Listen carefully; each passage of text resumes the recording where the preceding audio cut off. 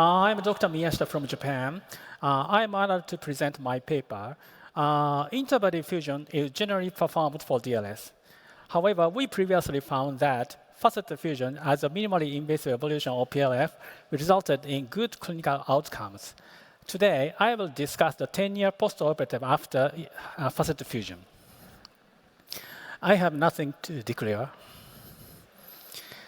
Since 2009, we have omitted intertransverse fusion and performed facet fusion alone for DLS. CT scan showed numerous bone chips grafted into the facet joint immediately post-operation. 6 months postoperatively, bony continuity was observed, indicating mature facet fusion. Since 2013, we have further minimized the invasiveness of FF by using CBT screws instead of PPS. Following the publication of our reports on FF, other studies reported that this technique achieved good clinical outcomes and diffusion rates. This slide illustrates our concept of lumbar fusion for DLS. After correction to lordotic disc angle with cage insertion, alignment returned to the preoperative neutral position due to cage subsidence or adjacent segment disease if spinal fusion develops before cage subsidence. In contrast, in the PLF and FF, the disc angle at the fused segment is extended due to the operative prone position, but quickly returned to the neutral position with pedicle screw shift, resulting in less ASD.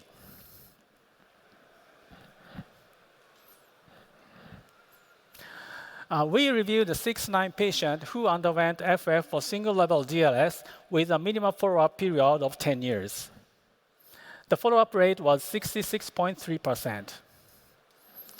Clinical outcomes were assessed using the JOA-BPEC, RMDQ, and VAS scores. The revision surgery rate was also evaluated.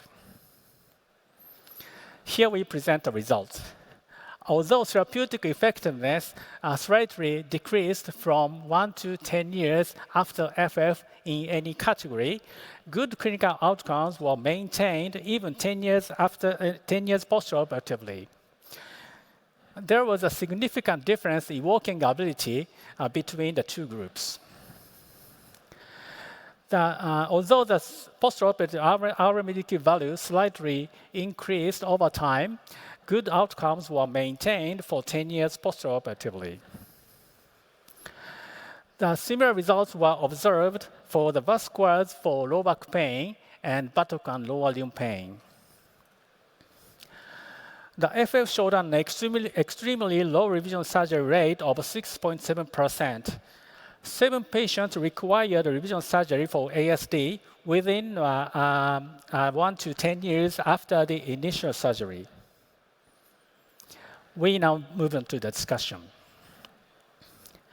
Good clinical outcomes were largely maintained 10 years after FF, and the revision surgery rate of 6.7% was notably lower compared to the previously reported rates after interbody fusion. These reports did not account for revision cases due to cage subsidence or migration, so the actual revision rate may be higher. Factors impacting long-term clinical outcomes include a decline in walking ability and muscle weakness due to aging. On the JOA-BPEC, even if there was no worsening of pain, functional scores decreased due to impairments in walking, ascending stairs, or ADL. In conclusion, while good clinical outcomes were maintained for 10 years after FF, its effectiveness slightly decreased, likely due to aging. The revision surgery rate of 6.7% was notably lower than that of interbody fusion. Thus, FF is minimally invasive and extremely useful for the long-term management of DLS. Thank you for your attention. Professor Miyashita, thank you very much for the good results and the long-term follow-up, very important. There's one question from the floor that I can start with. How do you have an advice on how to correct the joint and to put graft in the joint? So how do you perform the facet fusion? Sorry, correct what? Do you use a correct or put graft in the facet joint for fusion? Do you have some advice? That's the question from the floor. I usually decorticate with a 3 millimeter diameter bar. And we need to carefully to depth and length of at least 1 centimeter. So I need to decorticate very carefully.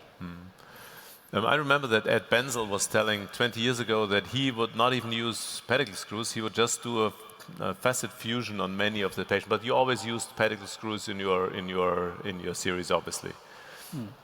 One question because many people now think that you need to do an interbody fusion to open up the foramen and have. So you may have certain patients, for example, with foraminal stenosis, that you may not want to fix in that position. So do you use interbody fusion for a certain population and use your facet fusion for another, or you always go for facet fusion? If the patient have the foraminal stenosis, I usually do the facetectomy and PLF for that side, and contralateral side, I use the facet fusion. Okay. And if I understood you correctly, you don't worry that much about fusion, in looking at lordosis. So you are happy with fusing them in situ. Yes. So you think that's because they are already older patients and they may not need perfect lordosis, or because the way I understood your introduction slide was that you're worried that you have more adjacent segment disease if you use interbody fusion. Yes. Others claim it's the other way around. People would say, oh, we do interbody fusion to relordose and have less adjacent segment problems. Yeah. So our concept is quite different from the present concept. So I don't want to do the interbody fusion to correct the alignment. So I want to preserve the preoperative alignment for the I think that the correction to the lordotic alignment causes the adjacent segment disease, I believe. Very well. And so we have some.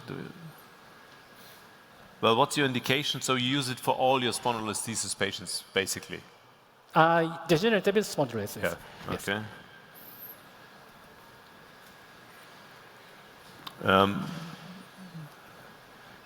Did you do a decompression on your cases always, or most of the time? Decompression also? Yeah, I usually always do decompression because if that fusion cannot be achieved, I worry about the symptom is continued. So I usually also do the decompression.